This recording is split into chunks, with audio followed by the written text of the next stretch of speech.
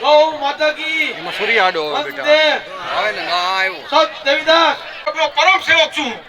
અને મહારાજી દેવીદાસ બાપુએ જે મારા દુનિયામાં કામ કર્યા ને એવા કોઈ સંતે કામ નથી કર્યા અને મેં દેવીદાસ બાપુને ઘણીવાર પ્રાર્થના કરતો કે તમે મને પરચો આપો કે હું તમારો પરમ સેવક છું તો અહીંયા ગામમાં 3 કિલોમીટરની લાંબી ખાઈ છે મુંદિયાદર ગામમાં 60 ફૂટ પહોળી અને 60 ફૂટ ઊંડી ત્યાં ચેકડેમ બનાવ્યો હતો તો પેલા મનસુભાઈ સુવાગે 20 વર્ષ પહેલા બનાવ્યો હતો પછી ડેમ રિપેર કરવો હતો એટલે મેં ગીર ગંગા પરિવાર ટ્રસ્ટને વાત કરી કે આપણે આ ડેમ બનાવવો છે એટલે આખો લીક એક ડેમ થઈ જાય અને ગામના સાથે મીટિંગ કરી દેવીદાસ બાપુના જન્મસ્થળે ગામના 150-200 ખેડૂતો આવ્યા અને નક્કી કર્યું કે આ ચેક ડેમ બનાવવો છે તો એમાં 5 લાખનો ખર્ચો થાય છે ગીર ગંગા પરિવાર ટ્રસ્ટે કીધું એટલે ગામને કીધું કે ગામને કીધું તમારે જી આપવું હોય તો ગીર ગંગા પરિવાર કે અડધા હું આપું 2.5 લાખ રૂપિયા એટલે 2.5 લાખ રૂપિયા મેં નાખ્યા અને ડેમ આજે બની ગયો આજે ભર ઉનાળે આજ 5 ગામડામાં 40 ફૂટા પાણી છે પેલા 1000 ફૂટા પાણી નહોતો આ સીધો પરચો આપી દીધો અને આ 5 લાખ રૂપિયામાં ડેમ બન્યો એવો વિશ્વમાં આવો 3 કિલોમીટર લાંબી ખાઈ એવો વિશ્વમાં કે ડેમ નહીં હોય પછી જોગાજોગ ચૂંટણી આવી ધારાસભાની 3 વર્ષ 4 વર્ષ પહેલા તો જેવી કાકડિયા અને રાજ બાપુએ પ્રકાશભાઈ વાત કરી કે ધારી ડેમની સૌની યોજનામાં લાઈન જાય છે તો આપણે આને લિંક કરી દઈએ એટલે જેવી કાકડિયા તરત ગાંધીનગર ગયા તરત જ લઈવા અને એ લાઈનને આની સાથે જોડી દીધી આજે વર્ષમાં 4 વાર ડેમ ભરાય છે આજે 3 ગામના 12 મહિના પાણી છે આ સીધો પરચો બીજો મેં દેવીદાસ બાપુને કીધું કે હજી મને બીજો પરચો આપો દેવીદાસ બાપુનું જન્મસ્થળ છે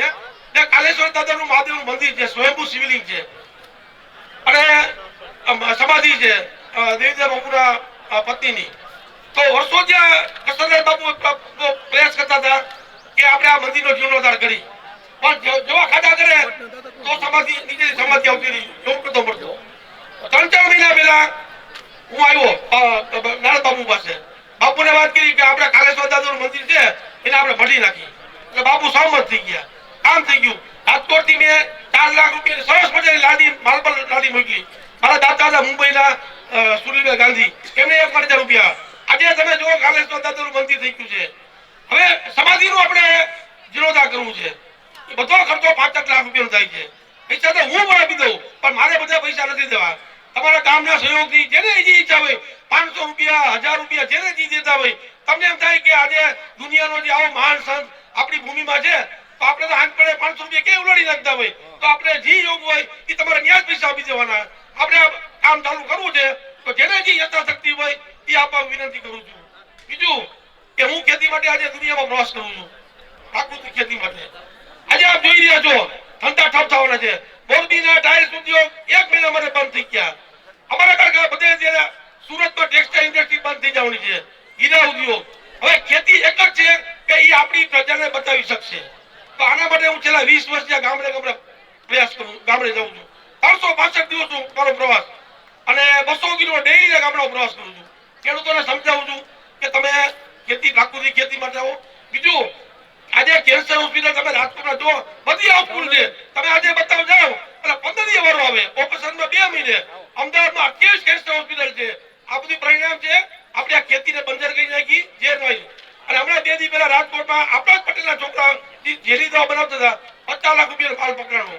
આ બધું ડુપ્લિકેટ આવે છે તો આના માટે મેં અભિયાન ઉપાડ્યું છે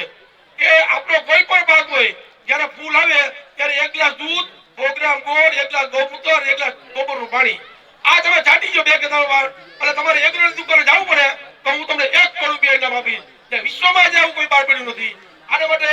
આપણા વડાપ્રધાન નરેન્દ્રભાઈ મોદી જયારે ગુજરાતના મુખ્યમંત્રી હતા ત્યારે જુનાગઢમાં મારું સાલ ઉડાડીને બહુ મન કર્યું છે પ્રાકૃતિક ખેતી માટે આજની તારીખમાં હજી સુધીમાં કોઈ કર્યું નથી ભૂપેન્દ્રભાઈ મારું કર્યું ભારત સરકારે કર્યું અને જેટલું બનો એટલો ગાય તરફ પડો નહીં તો આપણી પેઢીને બહુ ભોગવવું પડશે તો સૌને વિનંતી કરું છું કે આપ મારા અભિયાનમાં જણાવો તેવી મારી વિનંતી છે આભાર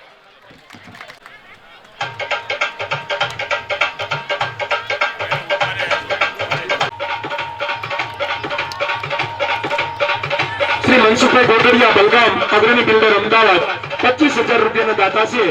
શ્રી મનસુખભાઈ ક્યારા અને વિનુભાઈ માંગરોડિયા ની વિનંતી એવા બીજા દાતા શ્રી મનસુખભાઈ શ્રી રમેશભાઈ મેસિયા, જીરા દાભાડી, અગ્રણી બિલ્ડર અમદાવાદ. શ્રી ધીરુભાઈ ગઢિયાની પણ વિનંતી છે તેઓ પણ પધારશે. મનસુખભાઈને વિનંતી. શુભેચ્છા સંદેશ ઝીલવા માટે હું વિનંતી કરું છું શ્રી BL રાજપરા સાહેબ, નિર્દોષાનંદ હોસ્પિટલ ટીમ્બી માનદ